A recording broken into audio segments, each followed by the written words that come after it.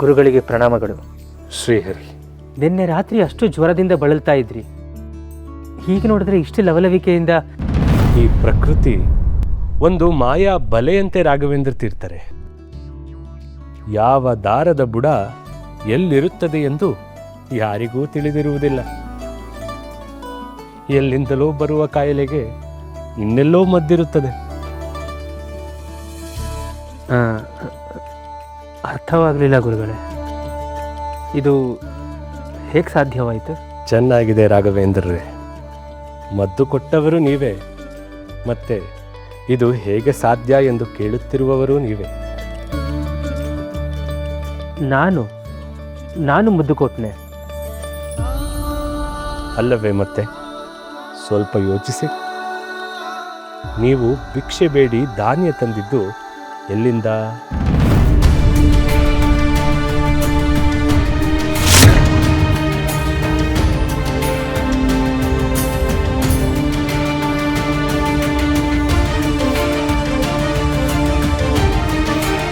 ದೀರ್ಘಾಯುಷ್ಮಾನ್ ಭವ.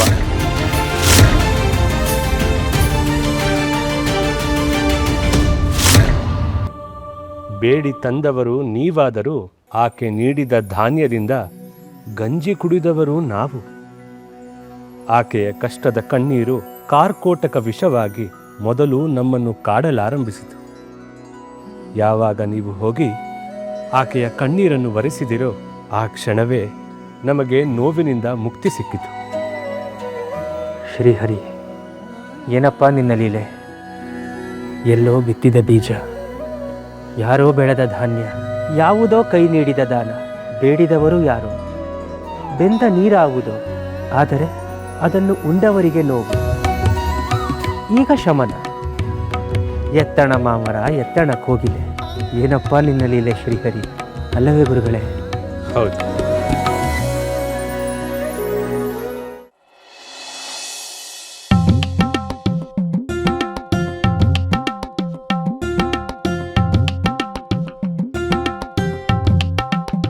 ನನ್ನ ಹಿಂದೆ ಯಾಕೆ ಗೋವಿಂದ ಓಡಾಡ್ತಾ ಇದೆಯಾ? ನೀವು ಯಾಕೆ ಓಡಾಡ್ತಿದ್ದೀರ ಅಂತ ಗೊತ್ತಿಲ್ಲದೆ ನಿಮ್ಮ ಹಿಂದಿಂದನೇ ಓಡಾಡ್ತಿದ್ದೀನಿ ಗುರುಗಳೇ. ನಾನು ನಿನ್ಗೆ ಆವತ್ತೇ ಹೇಳಿದೆ, ನಮ್ಮ ರಾಜಕೀಯ ಏನಿದ್ರು ಮಠದ ಒಳಗಡೆ ಹೊರಗಡೆ ಅಲ್ಲ ಅಂತ. ನನ್ನ ಮಾತು ಕೇಳಿದ್ಯಾ ಗೋವಿಂದ?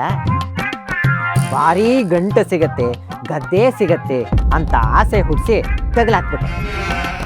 ಇವಾಗ ನೋಡಿ, ಗುರುಗಳಿಗೆ ಗೊತ್ತಾದರೆ ಮಾನ ಮರ್ಯಾದೆ ಎಲ್ಲ ರಾಜಾಗತ್ತೆ.